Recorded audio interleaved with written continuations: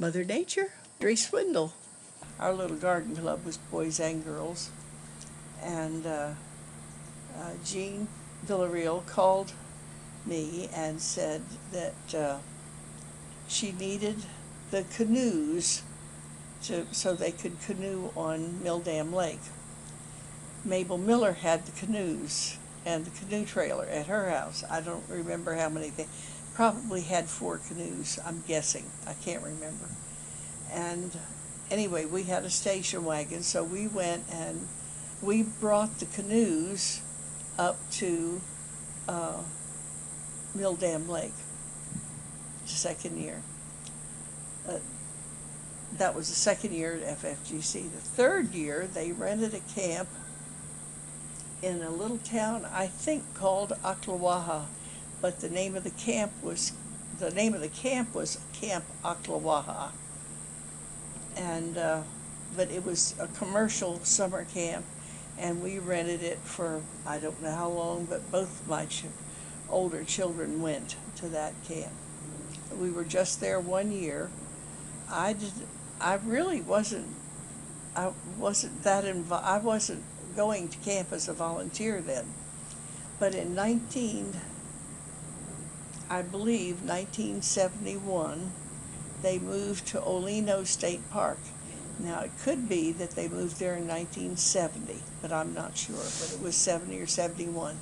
My first year was 1971, and that was the year my son Tommy, the third child, finished the 3rd grade, so he could go. So I was up there for 2 weeks for Boys Week and for Girls Week. I was told by Jean Villarreal that I didn't have to worry about anything. I didn't have to prepare anything. And that there was a lady from Tampa who'd been doing nature for a long time, and she had everything planned, and all I had to do was assist her. Well, somehow the Lord was with me. He said, plan something. Well, I planned a week's worth of activities. And it's a good thing because the lady never showed up. I don't know whether she got sick or what happened. I can't remember that far back. But I stayed in an old cabin that was built by the CCC, Civilian Conservation Corps, from when Franklin Roosevelt helped with the Depression. Anyway, it was falling down. The shower was a wooden floor like this, only it was like this. And it went through under the ground in the cabin. There was a stone fireplace in it. Everything else was old wood. Because the CCC was, back in the 30s, 40, 50, 60, 70, it was almost probably 50 years old. And it was called the cook's cabin. That's what it had been for the cooks. They had a nice dining hall that took care of everybody. I think they had either 2 or 3 weeks of girls and 1 week of boys. Gradually they upped it to 2 weeks of boys, but they kept adding girls as they had more room when they moved here. So that was the first year. Jean arranged to give me a counselor, a young man. I don't remember his name. A young man who went to the parochial high school that her son went to. That's our Villarreal girls here, their daddy. He was a counselor, and this young man from Tampa he must have been in the Scouts or something. He was a pretty good naturalist. And what I would do is teach my lesson. We would divide the group in half. He would take half out on the trail, and I would stay in the little pavilion, and I would teach my lesson. And then we'd switch groups for half the period. So that worked. And I had different levels for different age groups. Then, let's see. All I know is there were bunches of chiggers up there. There were also a lot of ticks. that camp, if you think this camp has deer, honey, they don't have anything compared to Olino State Park. Oh, I know. I had a bunch of little boys and one in particular that I particularly loved. They would send boys from the children's home in Tampa. That's where they put children up for adoption. And I had 2 children who were adopted from the children's home in Tampa. So we had already been approved and everything. Anyway, I fell in love with this one little fellow. His last name was Bean, B-E-A-N, and that's all I remember, except that he was cute as a button. He was polite. He was just everything you'd want to see in a darling little 3rd grader. And actually, my husband and I went to Tampa and inquired about adopting him, but one of his parents would not sign the release for him to be adopted. And I hope that they finally came back and got him, because he was a jewel. Anyway, he and a couple of the other little boys did a whole display in the dining room on a table of all the different fungi that were there. He was so into this. I had a book, fortunately, called The Non-Flowering Plants, and they made a display like a garden. There were so many different kinds of fungi up there, different colors, orange ones and brown ones and turkey winged ones, variegated ones, everything, that it was absolutely a beautiful display. I did not own a camera then, so I couldn't take a picture of it. We never got a picture of it. And of course they didn't last but about 2 or 3 days. But they really enjoyed that, and of course we put them back when we finished putting up the display for everybody to see. I had forgotten about that. It's the first time I've remembered it. But those were the little boys that gave me the name Mother Nature.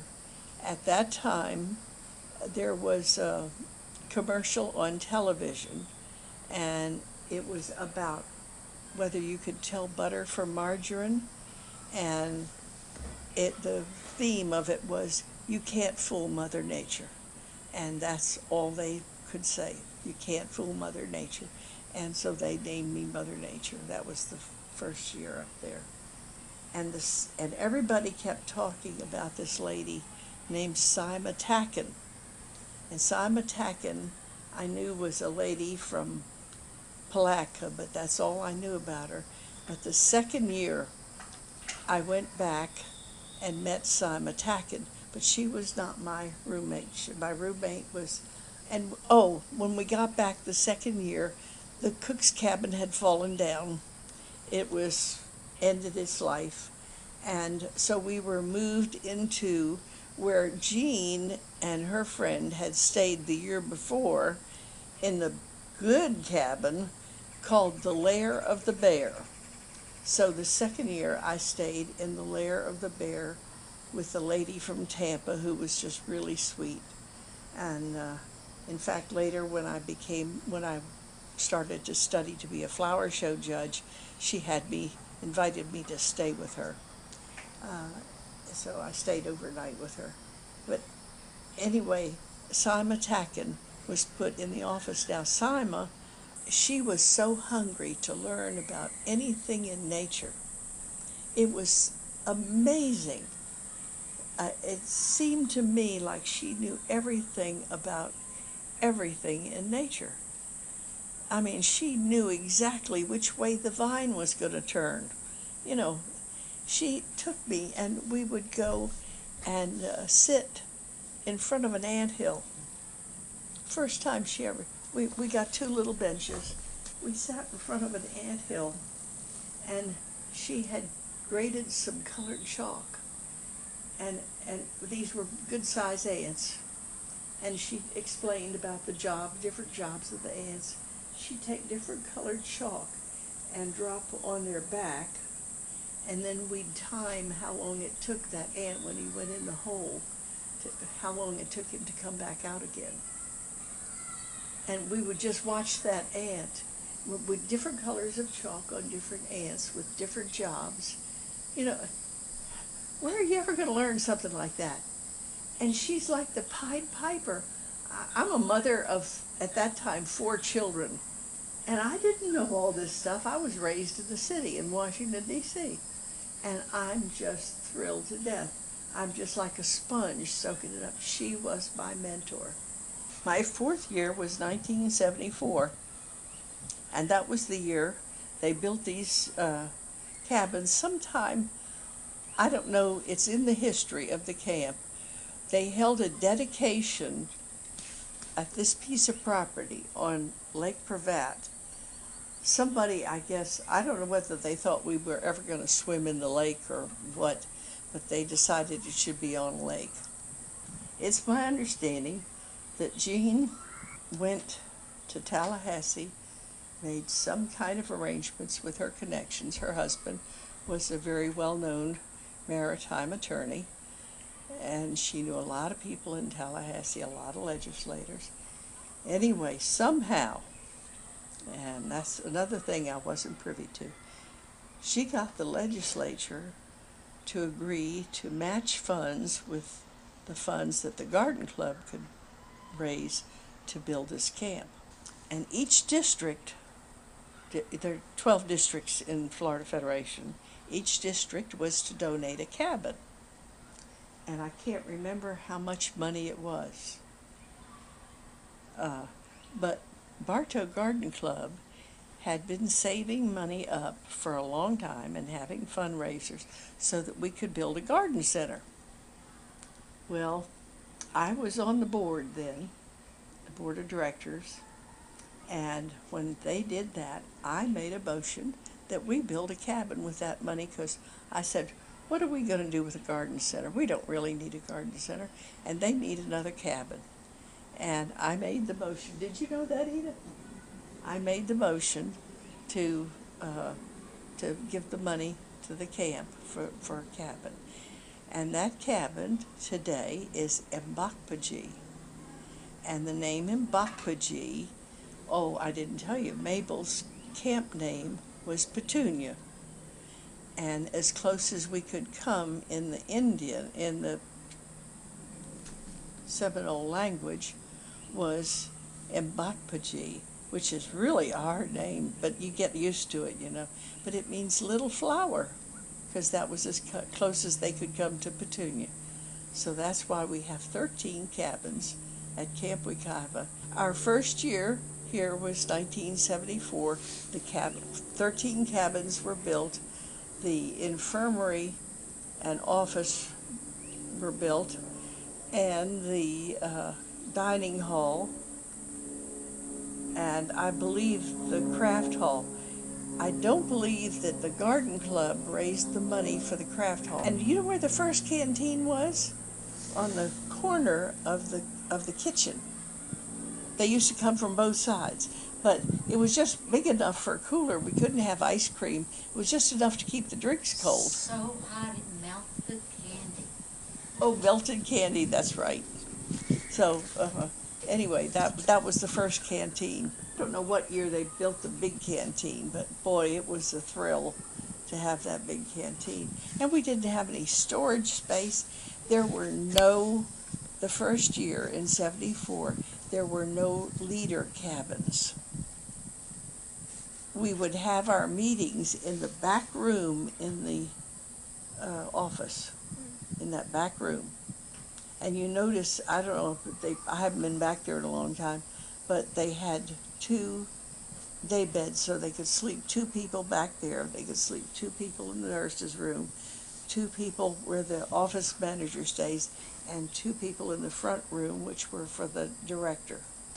All the other people, the first year, 1974, they rented an office trailer. It was a big room in the front, a little tiny, like a private office in the back. There's a pole over there now, outside of Seminole. There's a pole that's got water to it. You know it? Mm-hmm. You know about it? Yeah. In fact, in past years, they've flooded the area with and put things down, slip and slide things for the kids. Well, anyway, that was our water supply for the commode and for our fancy shower. But we had a cold water shower. It was one of those round things like this with the canvas shower curtain that came down. We took our shower outside, and that's where the rest of the staff stayed. If they weren't big shots, they were over in the thing. There was no nature hut. The craft people, of course, had a place. Jean was vehemently against having air conditioning at the camp. The cabins were well designed so that the heat goes up and out and had the exhaust fans. Did you know Devin Villarreal still won't turn on the air conditioning in YouTube when she's here? I'm sure. She's Her afraid grand- Jean will come and get her. I was going to say, I think that would happen.